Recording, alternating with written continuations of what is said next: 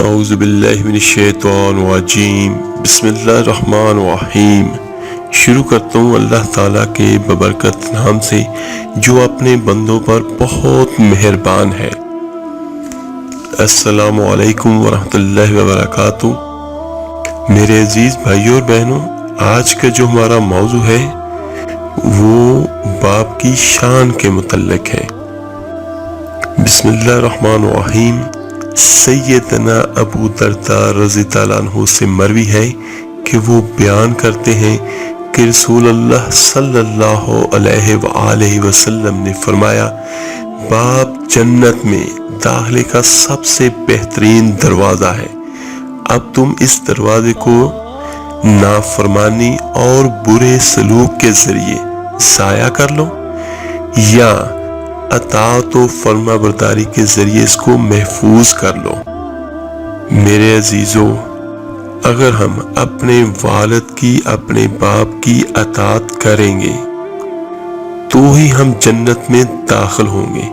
یہ میرے آقا دو جہاں صلی اللہ علیہ وآلہ وسلم کا فرمان ہے، اور میرے آقا نے جو کہا، میرے نبی دو جہاں صلی اللہ علیہ وسلم کا فرمان ہے، لوگوں میری بات غور سے سنو، میں جو کچھ کہتا ہوں حکم خدا سے کہتا ہوں۔ اور باپ کے متعلق ایک چھوٹا سا واقعہ بھی آپ کے ساتھ میں شیئر کرتا ہوں۔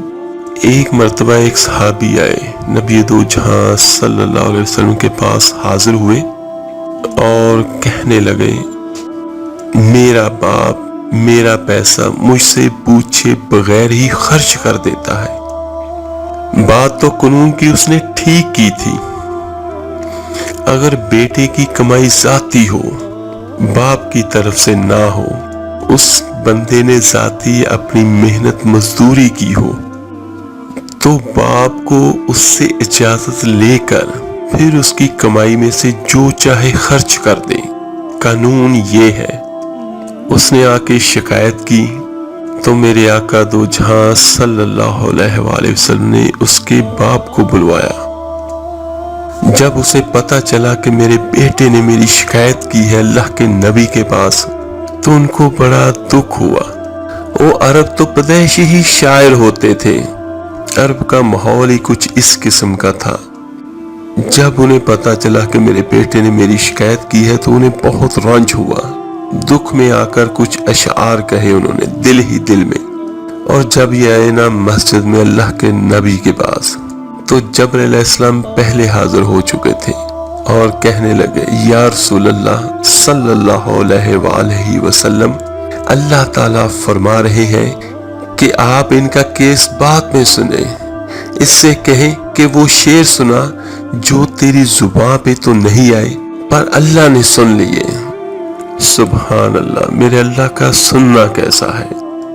تو میرے آقا نے کہا، اچھا تیرا معاملہ تو ہم سنتے ہیں، لیکن پہلے تو بتا کہ وہ کون سے اشعار ہیں جو تو نے دل ہی دل میں کہے، زبان پہ نہیں آئے اور اللہ نے اسے عرشوں پہ سنا ہے۔ وہ کہنے لگا، یا رسول اللہ صلی اللہ علیہ وآلہ وسلم، ہم تو پہلے ہی آپ پہ ایمان لائے ہیں، پر روز ہی ہمارا ایمان اور بڑھ جاتا ہے اس قسم کی چیزوں سے کہ آپ کا رب کتنا طاقتور ترین رب ہے، جس نے میرے دل کی دھڑکنوں میں اٹھنے والی آواز کو بھی سن لیا۔ میں نے تو زبان سے ایک لفظ بھی نہیں کہا، تو آپ نے فرمایا، تو سنا کیا کہہ رہا تھا؟ تو وہ کہنے لگے، انہوں نے جو کچھ کہا، انہوں نے وہ عربی زبان میں شعر کہے، میں کوشش کرتا ہوں کہ ان کا ترجمہ آپ کو پیش کر سکوں۔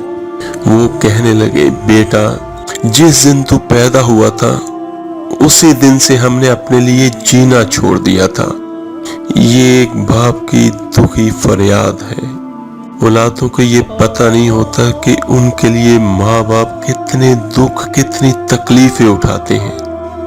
اور وہ کہنے لگا کہ ہم نے صرف تیرے لیے جینا شروع کیا، تجھے راحت پہنچانے کے لیے ہم نے تکلیفوں سے ٹکر لے لی، تجھے گرم رکھنے کے لیے سرد ہواؤں کے تھپیڑوں سے لڑا، تمہیں ٹھنڈک پہنچانے کے لیے تپتی ریت میں تپتی ہواؤں سے ٹکر لی، تجھے سلانے کے لیے ساری ساری رات جاگا، تجھے کھلانے کے لیے اپنا پیٹ کاٹا، تجھے خوش رکھنے کے لیے غموں کو اپنے سینے سے لگایا، تمہیں سکھ پہنچانے کے لیے میں نے دکھوں سے صلح کر لی کہ تو خوش رہے۔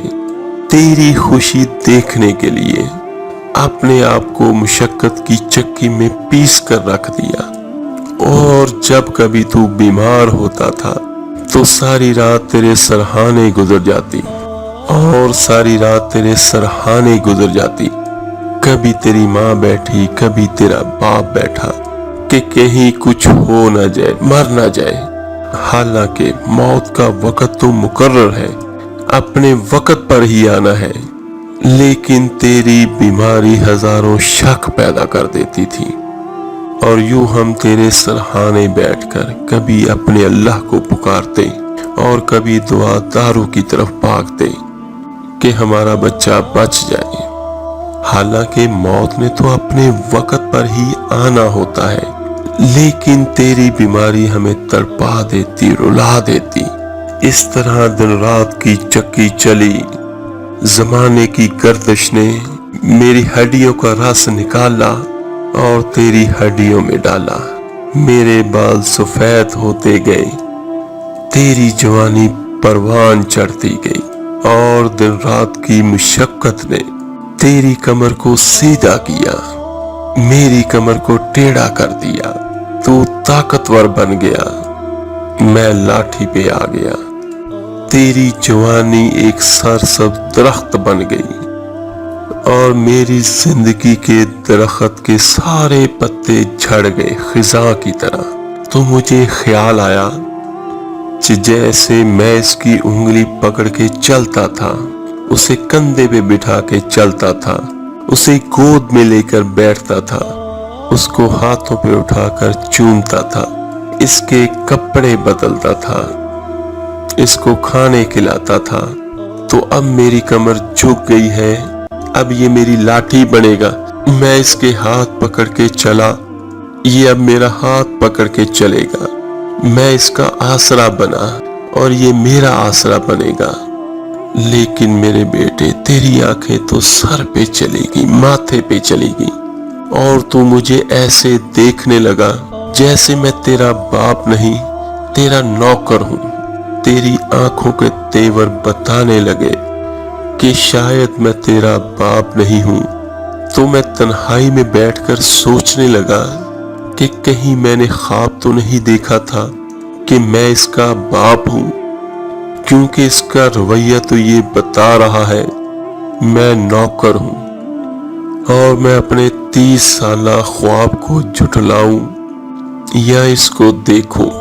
تو پھر مجھے خیال آیا، ہاں واقعی یہ مالک ہے اور میں نوکر ہوں، لیکن نوکروں کو بھی تو کوئی نہ کوئی پوچھ ہی لیتا ہے۔ ارے بیٹا، مجھے نوکر سمجھ کر ہی پوچھ لیتے، ایک پڑوسی سمجھ کر ہی میرا حال پوچھ لیتے، اور یوں اپنے پیسے کے بارے میں حساب کتاب نہ کرتے جیسے تو نے اللہ کے نبی کو حساب کتاب سنایا۔ ان اشعار میں اتنا درد ہے، میں جتنا بھی اس کا ترجمہ کروں، میں اس کا درد، اس کا احساس ان الفاظ میں بیان نہیں کر سکتا، لیکن آپ اس سے اندازہ لگائیں جو اب میں آپ کو بتانے لگا ہوں، کہ وہ اشعار سنتے میرے آقا دو جہاں صلی اللہ علیہ وآلہ وسلم کا روتے روتے برا حال ہو گیا، اور میرے آقا کی داڑھی آنسوؤں سے تر ہو گئی، اتنا روئے۔ تو میں کیسے آپ کو ان الفاظ میں بیان کر سکتا ہوں؟ یہ ایک باپ کی درد بھری فریاد ہے، اور کسی بھی درد بھری فریاد کا ترجمہ نہیں ہوتا۔ الفاظ بیان کر سکتا ہوں، درد کو بیان نہیں کر سکتا۔ تو میرے آقا دو جہاں صلی اللہ علیہ وسلم نے اس صحابی کے بیٹے کو پکڑا، اس باپ کے بیٹے کو پکڑا گریبان سے اور جھٹکا دیا، اور کیا فرمایا؟ دفع ہو جا، اٹھ جا، میری نظروں سے دور ہو جا، تیرا سب کچھ تیرے باپ کا ہے، میرے بھائیوں اور میرے بچوں، اپنے والد کی قدر کرو۔ خدا نہ خواستہ یہ نہ ہو کہ کل قیامت کے دن ہمارے آقا دو جہاں صلی اللہ علیہ وسلم وہاں پہ یہ فرما دیں کہ دفع ہو جاؤ میری نظروں کے سامنے سے۔ میرے بھائیوں، جس باپ نے آج آپ اور میں جس مقام پر ہوں، یہ ہمارے باپ کی محنت ہے۔ اس باپ کا ہم پہ بہت حق ہے۔ اللہ تعالیٰ سے دعا ہے، اللہ تعالیٰ آپ کو اور مجھے، ہم سب کو، جن کے والدین زندہ ہیں، ان کی خدمت اور فرما برداری کرنے کی توفیق عطا فرمائے، اور جن کے والدین وفات پا چکے ہیں، اللہ تعالیٰ ان کے درجات بلند فرمائے اور ان کو جنت الفردوس میں جگہ دے، آمین۔ اس ویڈیو کو لائک، سبسکرائب اور شیئر ضرور کیجیے گا۔ ہو سکتا ہے آپ کے ایک شیئر کرنے سے یہ بات کسی کے دل میں اتر جائے اور اس کی اور ہماری نجات کا ذریعہ بن جائے۔ چلے میرے عزیز بھائی اور بہنوں، ملتے ہیں جلدی انشاءاللہ تعالیٰ ایک نئے وظیفے عمل کے ساتھ۔ اپنا بہت بہت خیال رکھیے گا۔ اللہ حافظ۔ صلی اللہ علیہ وسلم، صلی اللہ علیہ